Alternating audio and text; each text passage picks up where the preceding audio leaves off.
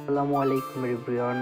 তো আমি চলে গিয়েছিলাম জয়নুল আবেদিন পার্কে। তো এখানে বেশ কিছু রাইড আছে, দেখতে পাচ্ছেন। এদিকে একটা নাগরদোলা আছে, আর ওই পাশে নৌকা রাইড আছে, আর এদিকে সব বাচ্চারা দেখতে পাচ্ছেন। এখানে মানে রাইডের জন্য রাখা হয়েছে, তো বাচ্চারা উঠতেছে, বাচ্চারা রাইড দিতেছে।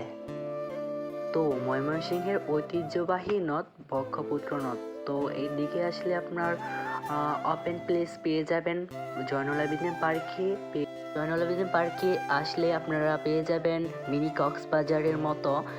এর দিকে দেখতে পাচ্ছেন জয়নুল আবেদিন সাথে পার্কের মতো ওপেন প্লেস। তো এখানে আপনার নৌকা রাইড দিতে পারবেন, ওপারে যেতে পারবেন। এদিকে ফুচকা এবং অনেক দোকানপাট আছে। তো এই দোকানপাটে আপনারা এসে আড্ডা দিতে পারবেন, চায়ের আড্ডা দিতে পারবেন। দুপুর টাইমে সেরকম মানুষ থাকে না, তো বিকাল টাইমে যারা আসবেন তারা অবশ্যই অনেক মানুষের সমাগম দেখতে পারবেন। তো বিকাল টাইমে আপনার অনেক মানুষের সমাগম এখানে। তো তো বেসিক্যালি আমি চরপাড়া হসপিটালে গিয়েছিলাম। তো হসপিটাল থেকে ভাবলাম যে পার্কের থেকে ঘুরে আসি। তো ওখান থেকে এসে বললাম জয়নুল আবেদিন পার্কে। তো এদিকে এসে নৌকা রাইডে উঠে পড়লাম। তো ওপারে যাব, ওপারে যেতে একজনের ভাড়া 20 টাকা করে। তো গাইস, জয়নুল আবেদিন পার্কে এরকম দোলনা রাইড করতে পারবেন। তো দোলনা রাইডে আপনার 5 মিনিটের জন্য এখানে 20 টাকা বরাদ্দ। 5 মিনিট রাইড দিবে তারা 20 টাকা করে। তো আপনারা এখানে আসলে দোলনা রাইড করতে পারবেন এবং ছবি তুলতে পারবেন। আর এদিকে আপনারা এসে অনেক ঘোরাঘুরি করতে পারবেন। মাঠটা সম্পূর্ণ মানে এদিকে একটা বড় বট গাছ আছে। তো এদিকে আপনি ছবি তুলতে পারবেন এবং ওই পাশে রাইড দিতে পারবেন। এদিকে রাইড দিতে পারবেন, নৌকা রাইড আছে এবং এখানে আছে আপনার সব রাইড দিতে পারবেন। আপনারা আপনারা এখানে আসলে মোটামুটি ভালো এনজয় করতে পারবেন আশা করি।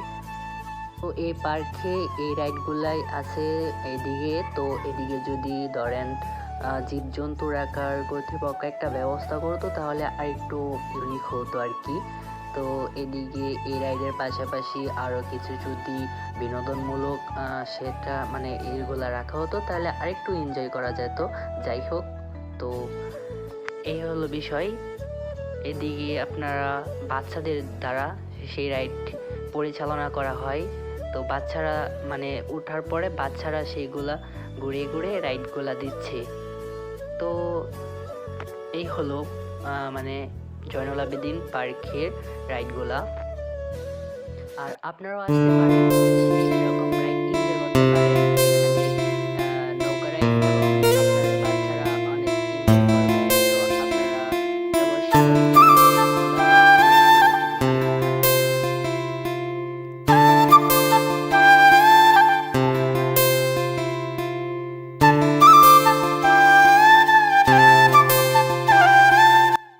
তো এখানে পেয়ে যাবেন ওপেন প্লেস ঘোরাঘুরি করার মতো, আর পেয়ে যাবেন ব্রহ্মপুত্র নদ। তো নদ মিনি কক্সবাজার বললেও ভুল হবে না, মিনি কক্সবাজারের মতো এদিকে ঘুরে দেখতে পারবেন। এবং এখানে আছে সার্কিট হাউস ঘুরে দেখতে পারবেন, জাদুঘর ঘুরে দেখতে পারবেন এবং ওপেন প্লেস ঘুরে দেখতে পারবেন। আর বিকালে আসলে এখানে মানুষের জমজমাট আরও বেশি।